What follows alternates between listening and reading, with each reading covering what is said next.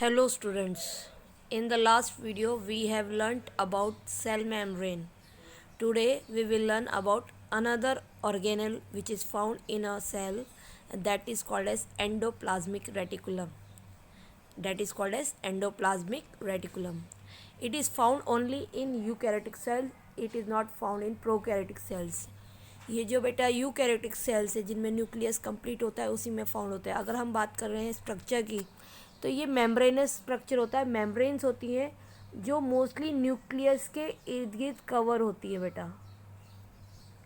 ठीक है, ये न्यूक्लियस के इर्द गिर्द कवर होती है, इसलिए ये यूकैरियोटिक ऑर्गेनिज्म में पाया जाता है, प्रोकैरियोटिक में नहीं पाया जाता.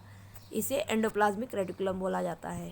दे form an inter connected network of flattened membrane enclosed sacs और tube like structure called as cistern है. अगर मुझे आपको डायग्राम बताना है तो बेटा देखो, ये एनक्लोज स्ट्रक्चर है, ये ऐसा स्ट्रक्चर है एनक्लोज, जिसे हम सिस्टर्न बोलते हैं. Bag like structure. देखो ये एंडोप्लाज्मिक रेटिकुलम का स्ट्रक्चर है.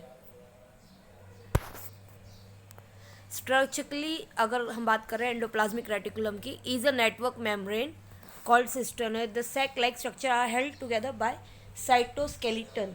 इनको हेल्ड करने का काम या इनको एक फोल्ड में बैलेंस देने का काम कौन करता है? साइटोस्केलेटन. ये फॉस्फोलिपिड मेम्ब्रेन होती है बेटा, जो कि इनके लुमेन में या स्पेस में फाइंड होती है. ये देखो, ये आपको दिख रहा है यहाँ पे येलो कलर का. Yes, these are the phospholipid layer. These are the phospholipid layers and connected to the nucleus. These are two basic type. अगर हम बात करें एंडोप्लाज्मिक रेटिकुलम दो टाइप के होते हैं बेटा, smooth endoplasmic reticulum and rough endoplasmic reticulum. Smooth और रफ एंडोप्लाज्मिक रेटिकुलम में बेसिक डिफरेंस यही है बेटा, जितने भी रफ एंडोप्लाज्मिक रेटिकुलम है उनके सिस्टर्न के ऊपर या उनके स्ट्रक्चर के ऊपर राइबोसोम्स प्रेजेंट होते हैं बेटा. राइबोसोम वो स्ट्रक्चर होते हैं जो प्रोटीन सिंथेसिस का काम करते हैं, बेटा, प्रोटीन को सिंथेसाइज करते हैं. तो रफ ईआर इसलिए होता है उस पर क्योंकि वो ग्लोब्यूलर स्ट्रक्चर फाइंड होता है या ग्रैनुलर स्ट्रक्चर का लुक आता है, इसलिए उसे रफ ईआर बोला जाता है. ठीक है, but they have different shape. उनका शेप भी अलग होता है. जो रफ ईआर होता है वो डिस्क और bumpy membrane, while smooth legs looks like tube. देखो, स्मूथ जो होगा वो ऐसा दिखेगा और जो रफ होगा वो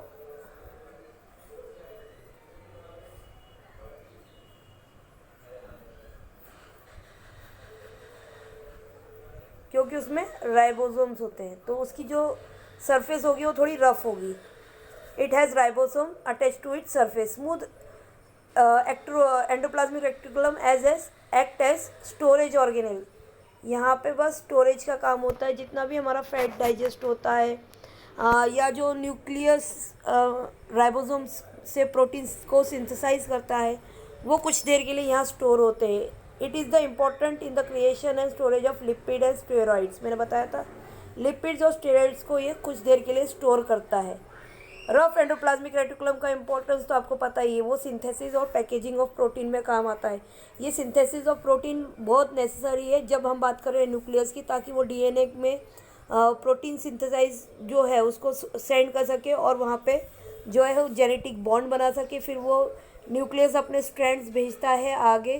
प्लस ये राइबोसोम्स जो है वो सिंथेसाइज होने के बाद में, प्रोटीन सिंथेसाइज करने के बाद में माइटोकॉन्ड्रिया में भी सेंड होते हैं for the generation of ATP molecules.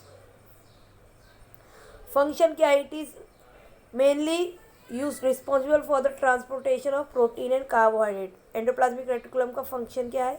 ये प्रोटीन और कार्बोहाइड्रेट्स को ट्रांसपोर्ट करने में हेल्प करता है. क्योंकि अगर हम बात करें प्रोटीन्स की तो रफ ईआर जो है वो प्रोटीन को सिंथेसाइज करता है और स्मूथ ईआर जो है वो कार्बोहाइड्रेट्स को.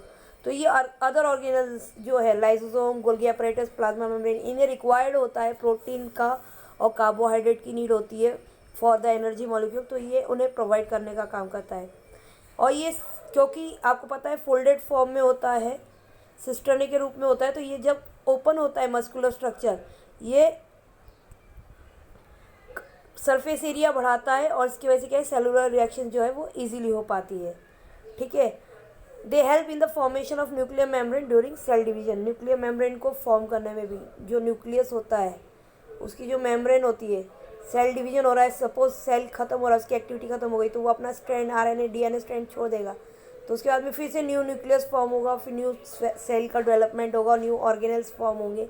तो ये सब हेल्प करने में कौन करता है, रफ एंडोप्लाज्मिक रेटिकुलम।